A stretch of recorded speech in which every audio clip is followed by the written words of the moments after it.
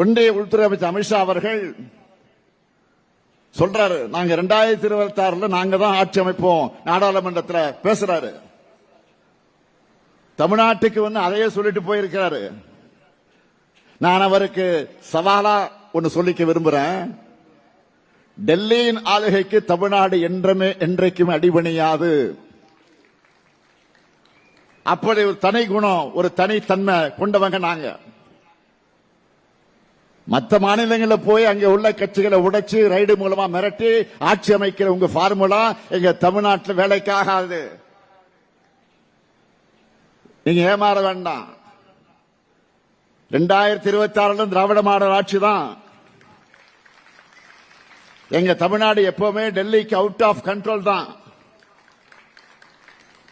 இங்க இருக்கக்கூடிய சிலரை மிரட்டி கூட்டணி வச்சுட்ட நீங்க ஜெயிக்க முடியுமா?